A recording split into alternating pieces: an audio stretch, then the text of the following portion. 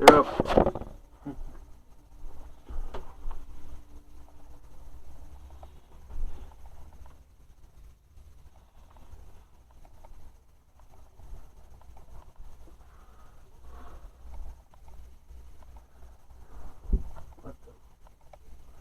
Nickel truck.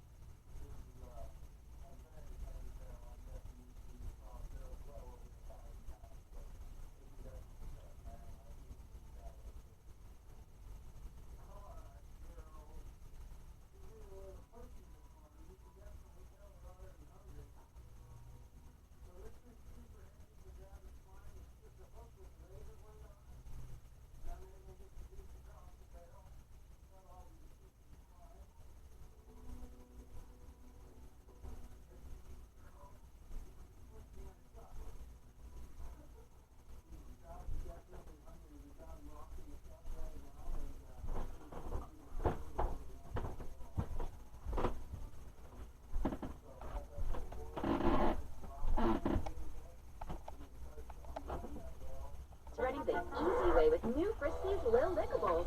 Always more to explore. Step into a world where beauty meets play. Introducing Days. Mood-matching fragrance and body care. Transport yourself. Magic the Gathering is, in my opinion, not in a good place. The recent disaster of Marvel's Spider-Man, which is possibly the worst received set in recent time, if not, ever, was actually only one of a growing list of issues that has led to player frustration and dissatisfaction with the game as a whole. The standard format, once the premier way to play this game alongside Draft, struggles not only with the detrimental lack of a VV ban, but continues to buckle under the needlessly extended 3-year rotation and its expansion to now 7 standard sets within each of those years. As of now, in my opinion, the format is on life support, but that is another video. And Draft, again, once the most popular way to experience Magic the Gathering, continues to depreciate. The elimination of Draft boosters and its impact on Limited, combined with the fact that sets like Spider-Man and the upcoming Teenage Mutant Ninja Turtles are sets not even designed or intended to be traditionally drafted, continues to diminish this once great way to play the game. And secret layers continue to inundate us. In the last 3 weeks alone, we have had 3 overloaded drops, a number that works out to about a new secret layer every day for close to a month, all while the shift to manufactured scarcity and sneakerhead culture forces players to wait for hours in needless lines for product that is often gone after such a wait. And to top it all off, 2026 appears to be even worse, with the aforementioned 7 standard sets, the majority of which will be Universes Beyond, and featuring more small sets like Teenage Mutant Ninja Turtles, which, like Spider-Man, was never intended to be a fully draftable set. Not to mention yet another Marvel set, with the hollow corporate title Marvel Superheroes, as well as Star Trek, the franchise even its own fans no longer enjoy, all coming together in Magic the Gathering in 2026. The outlook for this entire year of Magic the Gathering is so outright bleak that channels such as the Command Zone could not help but express how utterly disappointed and outright deflated they feel about it, in a video you should probably check out if you have not already. And there are myriad other creators expressing similar sentiments, many of whom do not typically offer critical content about Magic. I mean, when Limited Resources is saying they can't even, things are bad. And so much more. Believe it or not, this is a positive video. It's a positive video. If you haven't turned it off already, just stick with me. Positive video, but I had to acknowledge the elephant in the room. So yes, Spider-Man sucked, but it isn't the only thing that sucks about Magic the Gathering right now. It just in many ways was the straw that broke many Magic the Gathering players' backs, because it wasn't a straw at all, but a full standard set that preceded that incredibly underwhelming announcement of all that 2026 has in store for us. And yet, sandwiched between Spider-Man and that disappointing 2026 release schedule are 2 jewels of proper Magic the Gathering. The long-anticipated Lorwyn Eclipsed, which is possibly the most anticipated set since War of the Spark, and the upcoming Avatar: The Last Airbender set, which, unlike Spider-Man and unlike Teenage Mutant Ninja Turtles, appears to be a proper Magic set with the level of care and development that all Magic sets once enjoyed. And yet, while as of the filming of this video, we still have a few days of previews left for Avatar, I have seen enough to be able to say with absolute certainty that this is an excellent Magic the Gathering set, one that succeeds on literally every metric that Spider-Man failed upon. I'm not here to try and sell you on Avatar, but I am here to tell you why I think, in isolation of all of Magic the Gathering's other problems right now, that Avatar: The Last Airbender, the Magic the Gathering set, is indeed, in terms of design, a huge success.